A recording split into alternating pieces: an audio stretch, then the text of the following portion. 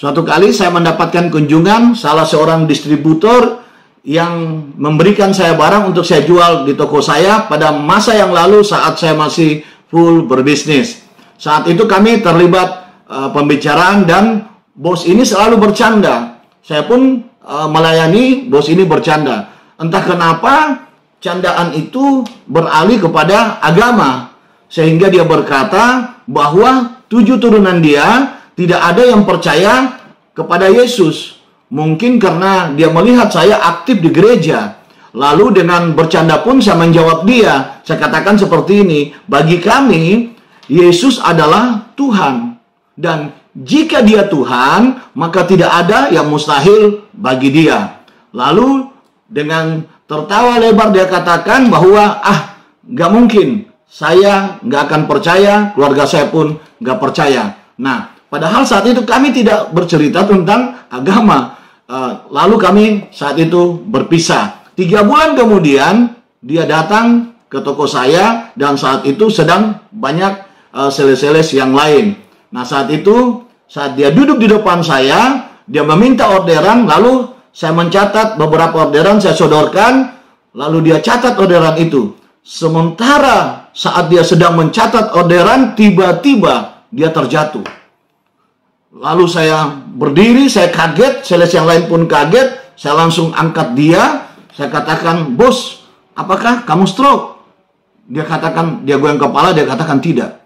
Tetapi saya lihat dia menangis, dia menahan tangisannya. Lalu saya tanya sekali lagi, apakah kamu stroke? Apakah kamu baik-baik saja? Dia katakan, iya saya baik-baik saja, tapi saya tidak stroke.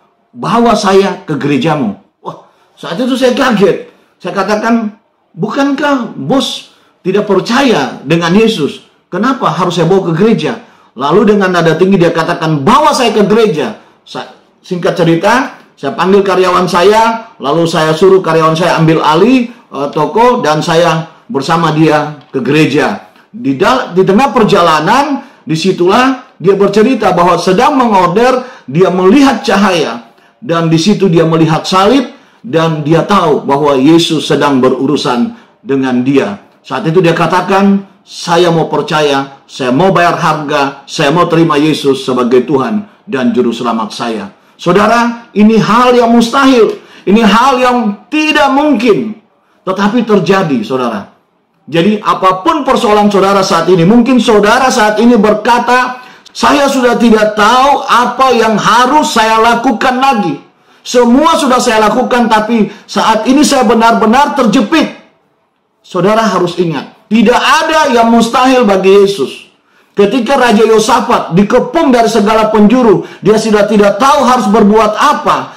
Dia memilih untuk mengarahkan pandangannya kepada Yesus. Dia memilih untuk berdoa kepada Yesus. Dia memilih percaya kepada Yesus. Maka yang terjadi, Yosafat meraih kemenangan. Saudara, ketika saudara terjepit saat ini, saudara tetap percaya kepada Tuhan, saudara tetap berdoa, tetap berjuang, dan tetap percaya kepada Yesus, maka percayalah, saudara akan dibawa Tuhan kepada jalan kemenangannya, dan saudara akan menikmati lembah pujian. Amin. Terima kasih. Tuhan Yesus memberkati saudara semua. Shalom.